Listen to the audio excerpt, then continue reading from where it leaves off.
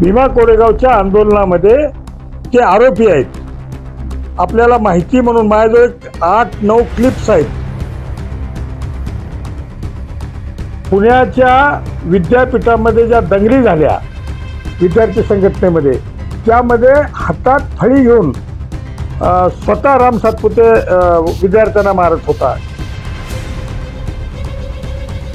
हिंदुत्व म्हणजे काय हे अजून कुणाला त्याला तर कळलंय का? हिंदुत्व म्हणजे काय?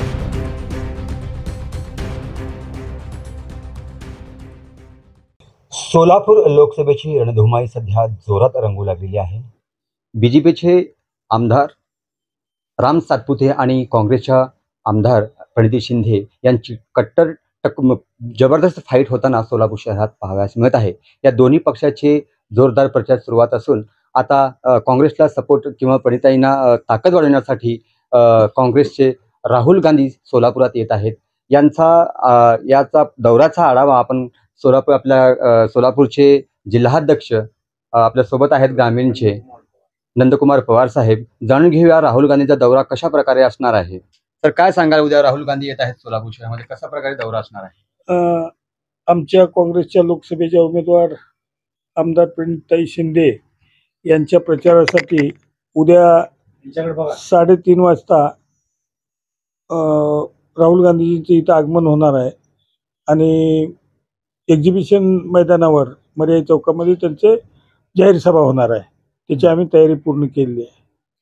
सध्या बीजेपी पण निवडणुकीच्या किंवा प्रचाराच्या रणधुमाळी करत आहे, काँग्रेस पण करत आहे. तर आपला पक्ष नागरिकांना किंवा सामान्य जनतेला कोणता भूमिका घेऊन जात आहात आपण?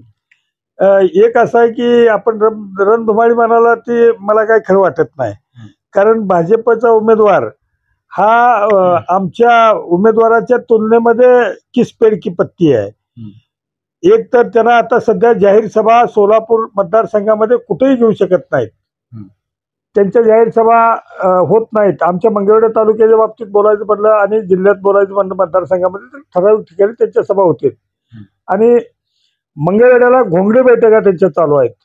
याच पद्धतीनं त्या राम सातपुते या उमेदवाराबद्दल ते हिंसक प्रवृत्तीचा माणूस आहे जो लोकसभेला उभा राहिला होतो. भीमा कोरेगावच्या आंदोलनामध्ये ते आरोपी आहेत. आपल्याला माहिती म्हणून माझ्याजवळ 8-9 क्लिप्स आहेत.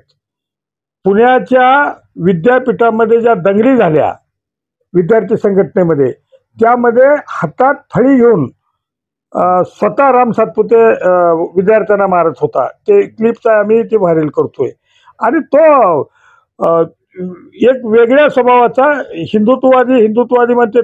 हिंदुत्व म्हणजे काय हे अजून कुणाला त्याला तर कळलंय का? हिंदुत्व म्हणजे काय?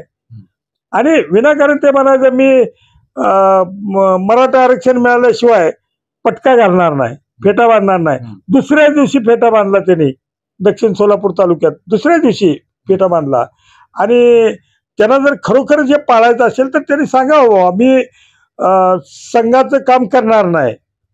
आणि मराठा आरक्षणाबद्दल ते जे बोलतात ना, ज्या वेळेला मनोहर जरांगे पाटलांना SIT लागू करायचं फडणवीसांनी केलं, त्यावेळेला पहिल्यांदा बाकडं जोरात वाजवणारा आमदार हा राम सातपुते होता. त्यामुळे लोकांनी त्यांना ओळखलंय. राम सातपुते हे ऊसतोड कामगाराचा पोरगा आहे म्हणतात. मी दामाजी कारखान्याचा चेअरमन होतो. आम्ही बघितलं सगळ्या कारखान्यावर. त्याचे वडील कुठं कामाला वगैरे नव्हते. तर राम सातपुते पुण्याला कॉलेजला असताना युनिव्हर्सिटीमध्ये एक फ्लॅट घेऊन आणि चांगल्या गाडीमध्ये विद्यार्थी दशेत फिरत होता. तेही आम्ही सगळा पुरावा आपल्याला देतोय. पुण्यामध्ये FIR केलेली आपल्याला देतोय. तुमच्या कोरेगाव भीमा दंगल घडवलेली आहे. आत्ता ते म्हणायला लागलेत की मुस्लिम समाज मस्जिदीमधून प्रचार वगैरे करतात. त्या समाजातल्या लोकांनी पूर्णपणे विचार करून या देशामध्ये जे जातीयवाद चालू आहे, धर्मवाद चालू केला आहे भाजपनं, त्याला विरोध करायचा म्हणून प्रामाणिकपणानं तिथल्या विचारवंतांनी तो निर्णय घेतला आणि उमेदवार उभा केला नाही. यांना मदत केली म्हणजे चालतोय तो माणूस आणि यांना विरोध करणारा माणूस चालत नाही. तर हे पूर्णपणे थोतांड आहे त्यांचं. त्यांच्या सभा या जिल्ह्यामध्ये चांगल्या होणार नाहीत. आणि माझी तर आता सध्या लोकांमध्ये इतकी मोठी एक चळवळ उभा राहिली आहे जातीयवादी धार्मिक प्रवृत्तीच्या भाजपला पाळायसाठी. मी 1977च्या निवडणुकीमध्ये सक्रिय होतो लोकसभेच्या. त्यावेळेचं जे वातावरण आहे त्याच्यापेक्षा चांगलं वातावरण आता मला दिसतंय. आणि माझी खात्री आहे की अत्यंत विक्रमी मतानं ताई निवडून येतील.